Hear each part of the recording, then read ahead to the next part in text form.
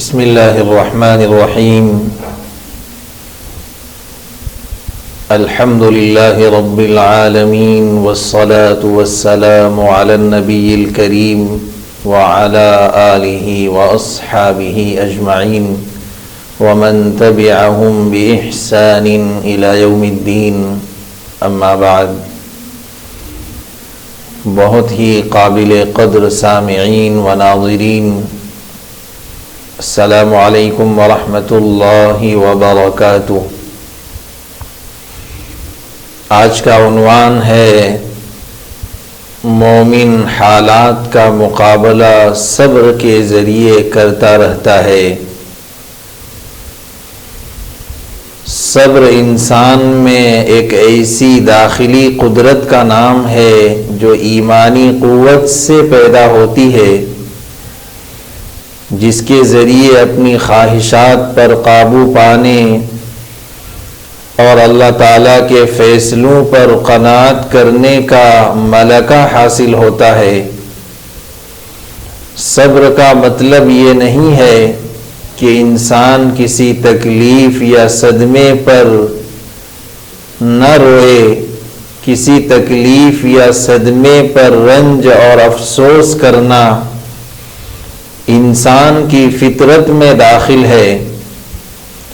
اسی لیے شریعت اسلامیہ نے کسی تکلیف یا مصیبت کے وقت رونے پر کوئی پابندی نہیں لگائی، کیونکہ جو بے اختیار رونا آ جائے وہ بے صبری میں داخل نہیں ہے۔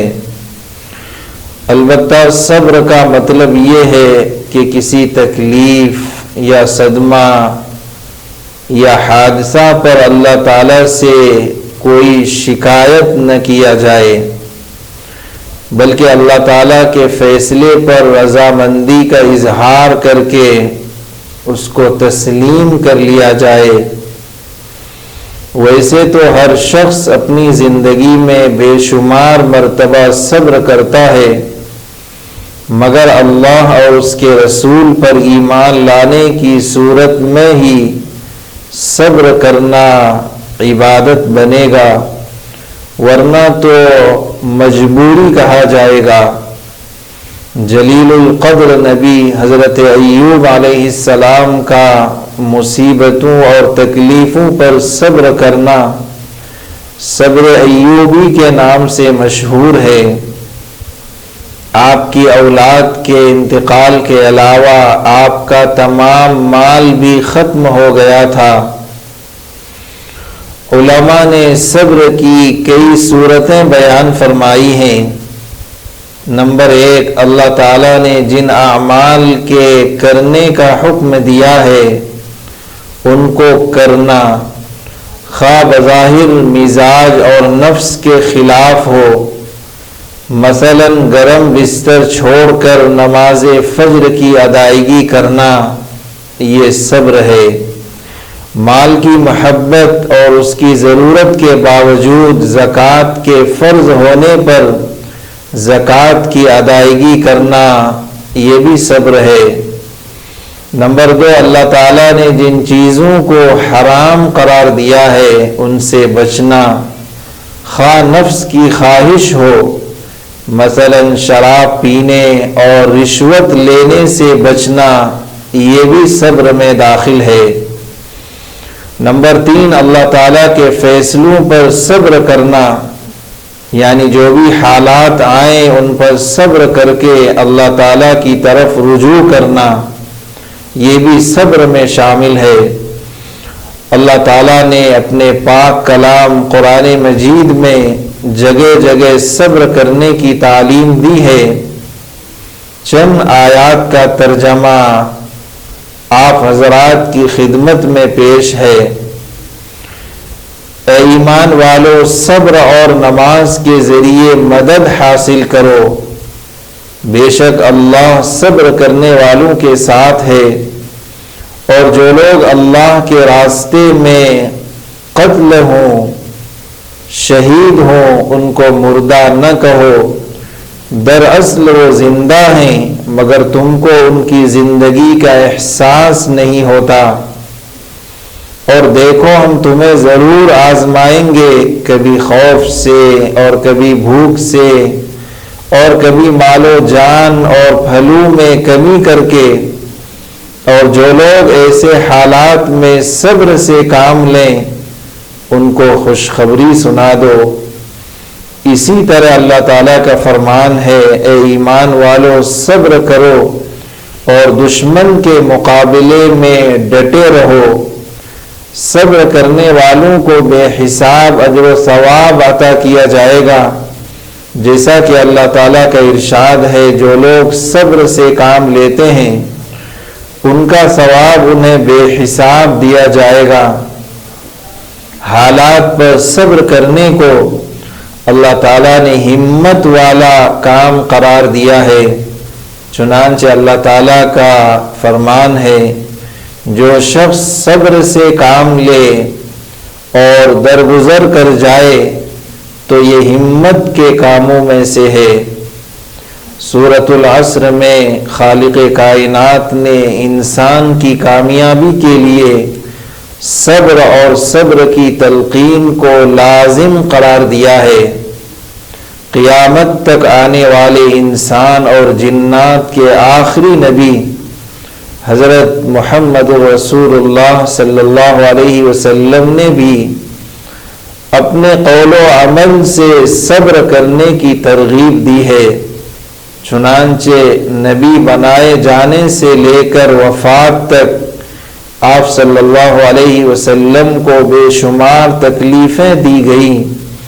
آپ صلی اللہ علیہ وسلم کے اوپر اونٹنی کی اوجڑی ڈالی گئی، آپ صلی اللہ علیہ وسلم کے اوپر گھر کا کوڑا ڈالا گیا، آپ صلی اللہ علیہ وسلم کو کاہن، جادوگر اور مجنون کہہ کر مذاق بھی اڑایا گیا، آپ صلی اللہ علیہ وسلم کی بیٹیوں کو طلاق دی گئی، رسول اللہ صلی اللہ علیہ وسلم کا 3 سال تک بائیکاٹ کیا گیا، آپ پر پتھر برسائے گئے، آپ کو اپنا شہر چھوڑنا پڑا، آپ غزوہ احد کے موقع پر زخمی کر دیے گئے، آپ کو زہر دے کر مارنے کی کوشش کی گئی، آپ نے کبھی ایک دن میں دونوں وقت پیٹ بھر کر کھانا نہیں کھایا، آپ صلی اللہ علیہ وسلم نے بھوک کی شدت کی وجہ سے اپنے پیٹ پر 2 پتھر باندھے، آپ صلی اللہ علیہ وسلم کے گھر میں 2 مہینے تک چولہا نہیں جلا، آپ صلی اللہ علیہ وسلم کے اوپر پتھر کی چٹان گرا کر مارنے کی کوشش کی گئی، حضرت فاطمہ رضی اللہ عنہا کے سوا آپ صلی اللہ علیہ وسلم کی ساری اولاد کی آپ صلی اللہ علیہ وسلم کے سامنے وفات ہو گئی۔ خلاصہ یہ کہ سید الانبیاء و سید البشر کو مختلف طریقوں سے ستایا گیا، مگر آپ صلی اللہ علیہ وسلم نے کبھی صبر کا دامن نہیں چھوڑا۔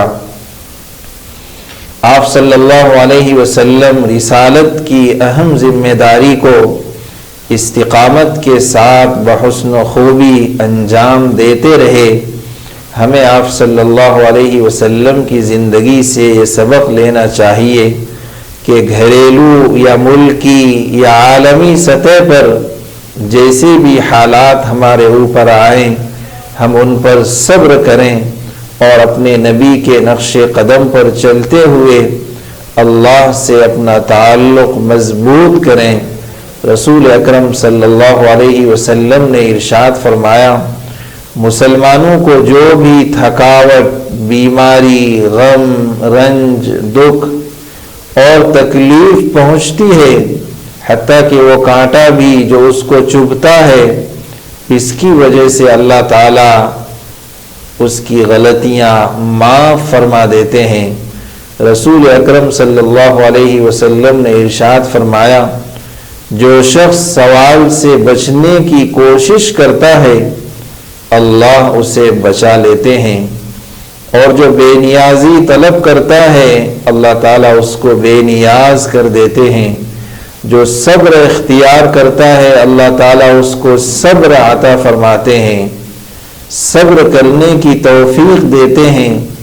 صبر سے زیادہ بہتر اور وسیع تر عطیہ کسی کو نہیں دیا گیا۔ رسول اکرم صلی اللہ علیہ وسلم نے ارشاد فرمایا، مومن کا سارا معاملہ ہی عجیب ہے کہ اس کے تمام کام اس کے لیے خیر ہیں، مومن کے علاوہ کسی کو یہ چیز حاصل نہیں۔ اگر مومن کو خوشحالی میسر آتی ہے تو شکر کر لیتا ہے، تو یہ شکر کرنا اس کے لیے بہتر ہے، اور اگر مومن کو تندرستی آ جائے تو صبر کر لیتا ہے، تو یہ صبر کرنا اس کے لیے بہتر اور خیر ہے۔ حضرت انس رضی اللہ عنہ فرماتے ہیں کہ رسول اکرم صلی اللہ علیہ وسلم کا گزر ایک عورت کے پاس سے ہوا جو قبر پر بیٹھی رو رہی تھی۔ آپ صلی اللہ علیہ وسلم نے فرمایا، تو اللہ سے ڈر اور صبر کر لے۔ اس نے کہا، مجھ سے ہٹ جاؤ، تمہیں میری والی مصیبت نہیں پہنچی، یعنی مجھ جیسی مصیبت تمہارے اوپر نہیں آئی، اور نہ تم اس کو جانتے ہو۔ اس عورت نے آپ صلی اللہ علیہ وسلم کو نہیں پہچانا تھا۔ جب اس عورت کو بتایا گیا کہ وہ رسول اکرم صلی اللہ علیہ وسلم تھے، تو وہ حضور اکرم صلی اللہ علیہ وسلم کے دروازے پر حاضر ہوئی اور وہاں کسی دربان کو نہ دیکھا تو کہنے لگی، میں نے آپ کو نہیں پہچانا۔ آپ نے ارشاد فرمایا، بلا شبہ صبر وہی ہے، صبر اصل میں وہی ہے جو تکلیف کے آغاز میں کیا جائے، تکلیف کی ابتدا میں کیا جائے، یعنی کسی مصیبت یا پریشانی کے آنے پر شروع ہی سے صبر کرنا چاہیے۔ رسول اکرم صلی اللہ علیہ وسلم نے ارشاد فرمایا، جس سے اللہ تعالیٰ بھلائی کا ارادہ فرماتا ہے اس کو تکلیف میں مبتلا کر دیا جاتا ہے۔ رسول اللہ صلی اللہ علیہ وسلم نے ارشاد فرمایا، تم میں سے کوئی شخص تکلیف میں مبتلا ہونے کی وجہ سے موت کی ہرگز تمنا نہ کرے، اگر اسے کرنا ہی ہو تو یوں کہے، اے اللہ مجھے زندہ رکھ جب تک زندگی میں میرے لیے خیر ہے، اور مجھے موت دے دے جب موت میں میرے لیے بہتری ہو۔ رسول اللہ صلی اللہ علیہ وسلم کا ایک اور فرمان ہے، جب اللہ تعالیٰ کسی بندے کے ساتھ بھلائی کا ارادہ فرماتا ہے تو اس کو دنیا میں بھی گناہ کی سزا جلد دے دیتا ہے، اور جب اللہ تعالیٰ کسی بندے سے برائی کا ارادہ فرماتا ہے تو گناہ کے باوجود سزا کو روک دیتا ہے تاکہ پوری سزا قیامت کے دن دے۔ رسول اللہ صلی اللہ علیہ وسلم نے مزید فرمایا، بڑا بدلہ بڑی آزمائش کے ساتھ ہے۔ اللہ تعالیٰ جب کسی قوم کو پسند فرماتا ہے تو ان کو کسی آزمائش میں ڈال دیتا ہے، جو اس آزمائش سے راضی ہو اس کے لیے اللہ کی رضامندی ہے، اور جو ناراض ہو اس کے لیے اللہ کی ناراضگی ہے۔ رسول اللہ صلی اللہ علیہ وسلم نے فرمایا، تم میں بہادر وہ نہیں جو دوسروں کو پچھاڑ دے، بہادر وہ ہے جو غصے کے وقت اپنے نفس پر کنٹرول کر لے، یعنی صبر سے کام لے۔ حضور اکرم صلی اللہ علیہ وسلم نے ارشاد فرمایا، مومن مرد اور عورت کی جان، اولاد اور مال پر آزمائشیں آتی رہتی ہیں، یہاں تک کہ وہ اللہ تعالیٰ سے اس حال میں جا ملتا ہے کہ اس پر کوئی گناہ نہیں رہتا۔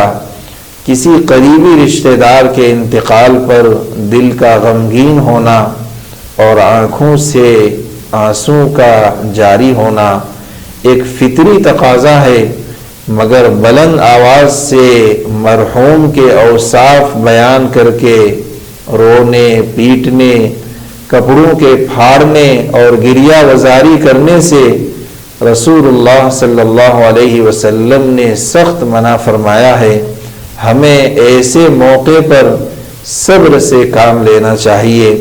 حضرت ام سلمہ رضی اللہ عنہا فرماتی ہیں کہ میں نے رسول اللہ صلی اللہ علیہ وسلم کو ارشاد فرماتے ہوئے سنا، کوئی بندہ بھی اپنی مصیبت میں یہ دعا پڑھ لے، انا للہ و انا الیہ راجعون، اللہم اجرنی فی مصیبتی واخلف لی خیرا منہا، تو اللہ تعالیٰ اسے اس کی مصیبت میں ثواب عطا کرتا ہے اور اس سے بہتر چیز اسے عطا فرماتا ہے۔ چنانچہ جب ابو سلمہ کا انتقال ہوا تو میں نے بھی رسول اللہ صلی اللہ علیہ وسلم کے حکم کے مطابق یہ دعا پڑھ لی، حالانکہ میں یہ سوچ رہی تھی کہ ان سے بہتر کون ہوگا۔ اللہ تعالیٰ نے مجھے ان سے بہتر دولت رسول اللہ صلی اللہ علیہ وسلم کی شکل میں عطا فرمائی۔ حضرت ام سلمہ رضی اللہ عنہا کا پہلا نکاح حضرت ابو سلمہ سے ہوا تھا، جو نبی اکرم صلی اللہ علیہ وسلم کے پھوپھی زاد بھائی تھے۔ انہوں نے اپنے شوہر کے ساتھ حبشہ اور پھر مدینہ منورہ کی طرف ہجرت کی تھی۔ آپ کو آپ کے خاندان والوں نے حضرت ابو سلمہ کے ساتھ مدینہ منورہ ہجرت کرنے سے روک دیا تھا اور گود کا بچہ بھی چھین لیا تھا۔ بعد میں حضرت ام سلمہ کی حالت پر ترس کھا کر رحم کھا کر خاندان والوں نے بچے کو دے دیا تھا اور مدینہ منورہ ہجرت کرنے کی بھی اجازت دے دی تھی۔ آپ پہلی مہاجر خاتون تھی۔ ان کے شوہر حضرت ام سلمہ حضرت ابو سلمہ کی جنگ احد کے زخموں سے وفات ہو گئی تھی۔ 4 بچے یتیم چھوڑے۔ جب کوئی بظاہر دنیاوی سہارا نہ رہا تو رسول اللہ صلی اللہ علیہ وسلم نے بے کس بچوں اور ان کی حالت پر رحم کھا کر ان سے نکاح کر لیا۔ خلاصہ کلام یہ ہے کہ دنیا میں کوئی بھی انسان ایسا نہیں ہے جس کو پریشانیوں، مصیبتوں، تکلیفوں اور دشواریوں کا سامنا نہ کرنا پڑے۔ خالق کائنات نے قرآن کریم میں 4 چیزوں کی قسم کھا کر قیامت تک کے لیے اصول اور ضابطہ بیان فرما دیا کہ دنیا میں انسان کو اس طرح پیدا کیا گیا ہے کہ اسے زندہ رہنے کے لیے کسی نہ کسی شکل میں مشقت اور پریشانی ضرور اٹھانی ہے، چاہے وہ کتنا ہی بڑا حاکم یا دولت مند کیوں نہ ہو۔ انبیاء، صحابہ، علماء اور صالحین کو بھی دشوار کن مراحل سے گزرنا پڑا ہے۔ ہمارے اوپر جو پریشانیاں اور دشواریاں آتی ہیں وہ یا تو ہمارے اعمال کی سزا ہوتی ہیں یا اللہ تعالیٰ کی جانب سے ہماری آزمائش ہوتی ہے۔ لہذا مصیبت یا پریشانی کے وقت گناہوں سے توبہ اور استغفار کر کے ہمیں اللہ تعالیٰ کی طرف رجوع ہونا چاہیے، اسی میں ہماری کامیابی ہے۔ دشواریوں اور پریشانیوں کے وقت رب العالمین نے ہمیں صبر کرنے اور نماز قائم کرنے کا حکم فرمایا ہے، اور یہ فرمایا ہے کہ اللہ تعالیٰ صبر کرنے والوں کے ساتھ ہے، یعنی صبر کرنے والوں کو اللہ کی معیت کا شرف حاصل ہوتا ہے۔ ان دنوں مسلمانوں کے سامنے علاقائی اور عالمی سطح پر بے شمار مسائل درپیش ہیں جن کے حل کے لیے متعدد فارمولے پیش کیے جا سکتے ہیں، لیکن سب سے اہم فارمولہ یہ ہے کہ ہم اپنا تعلق خالق کائنات سے مضبوط کریں اور خالق کائنات کے حکم کی روشنی میں حالات پر صبر کر کے نماز کے ذریعے اللہ تعالیٰ سے مدد چاہیں۔ انسانی معاشرے میں حسد، غصہ، انتقام، مایوسی ایسی چیزیں ہیں جو لازمی امر ہیں۔ انسان میں صبر کی صفت حسد کی آگ اور زیادتی کے مقابلے میں انتقام اور بدلہ اور محرومیوں کے ماحول میں مایوسیوں سے بچاتی ہے۔ صبر بہت اہم صفت ہے اور یہ بڑے نصیب والوں کو حاصل ہوتی ہے۔ ارشاد باری تعالیٰ ہے وَلَا تَسْتَوِي الْحَسَنَةُ وَلَا السَّيِّئَةُ اِدْفَعْ بِالَّتِي هِيَ أَحْسَنُ فَإِذَا الَّذِي بَيْنَكَ وَبَيْنَهُ عَدَاوَةٌ كَأَنَّهُ وَلِيٌّ حَمِيمٌ وَمَا يُلَقَّاهَا إِلَّا الَّذِينَ صَبَرُوا وَمَا يُلَقَّاهَا إِلَّا ذُو حَظٍّ عَظِيمٍ۔ نیکی اور برائی برابر نہیں ہو سکتی۔ برائی کو بھلائی سے دفع کرو، یعنی برائی کا جواب اچھائی سے دو، پھر وہ شخص جس کے اور تمہارے درمیان دشمنی ہے ایسا ہو جائے گا جیسے جگری دوست، اور یہ بات انہی کو نصیب ہوتی ہے جو صبر کرتے ہیں، اور یہ مقام حاصل نہیں ہوتا مگر ان لوگوں کو جو بڑے نصیبے والے ہیں۔ شکایت کا ترک کرنا، شکایت کو چھوڑنا صبر ہے، اور انسانوں کی جانب سے اذیت پہنچنے پر صبر کر لیا جائے تو یہ من جملہ ولایت ہے۔ قرآن پاک میں رب کائنات کی طرف سے صبر کے حوالے سے یہ حکم دیا گیا ہے، اور جو لوگ ظلم کا بدلہ لیں ان کو ملامت نہیں کی جا سکتی۔ ملامت کے مستحق وہ لوگ ہیں جو دوسروں پر ظلم کرتے ہیں اور زمین پر ناحق زیادتیاں کرتے ہیں، ایسے لوگوں کے لیے دردناک عذاب ہے۔ البتہ جو شخص صبر سے کام لے اور درگزر کرے تو یہ بڑے ہمت کے کاموں میں سے ہے۔